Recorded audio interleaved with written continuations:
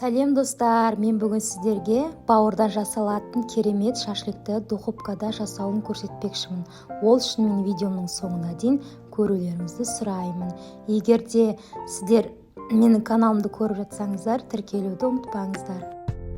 Ол үшін бізге керегі 1 килограмм бауыр. Оны үлкен етіп турап аламыз. Видеодағыдай қылып.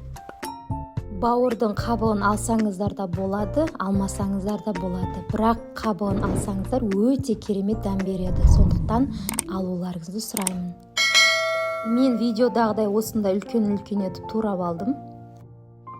Турап болған бауырымызды бөлек ыдысқа саламыз. Бауырымыздың барлығын турап болған соң тұздап, қарабұштап, паприка сеуіп, шашлыкке арналған дәмдеуіштер қосып, чеснок қосамыз. Барлығын қосып болған соң біз жақсылап араластырып, жарым сағатқа тындырып қоямыз. Бауырдың қасына майда керек болады. Біз майды осылайша 4 бұрышлап турап аламыз. Майымызды дәл сондай тұздап, қарабұштап, паприка сеуіп, чеснок салып, бөлек ыдысқа салып, араластырып, жарым сағатқа бұны да тындырып қоямыз. Келесі біз таяқшаларымызды жылы суға жуып аламыз.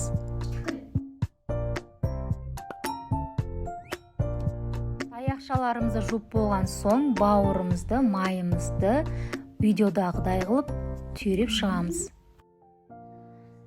Видеодағыдай қылып, барлық бауыр мен майды осылайша таяқшаға түйреп аламыз.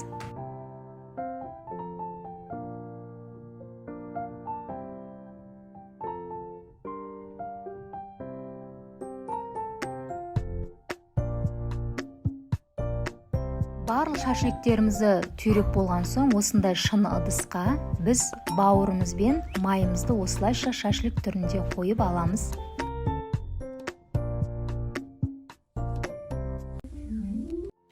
Барлығын біз жайғастырып болдық. Енді біз духовкаға саламыз. 40-45 минуттың ішінде 200 градуста пісіп шығады. Бауыр шашлығымыздың пісу барысында иісі өте керемет, дәмді болып шығады.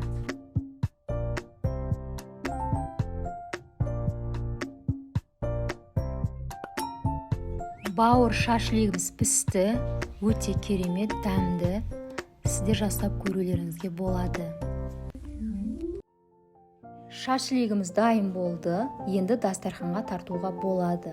Достар, осындай керемет шашлыкты жасауларыңызға болады. Үй жағдайларында өте керемет дәмі болып шықты. Сондықтан сіздерге ұсынар едім осындай шашлыкты істеп тұруларыңызға. Достар, егер де менің каналым ұнап жатса, маған тіркелуді, лайк басуды, достарыңызбен бөлісуді ұмытпаңыздар. Мен каналымда сіздермен құпия рецепттермен, тез және оңай жасалатын қарапайым рецепттермен бөлісетін боламын. Мен сіздерді өз каналымда күтемін.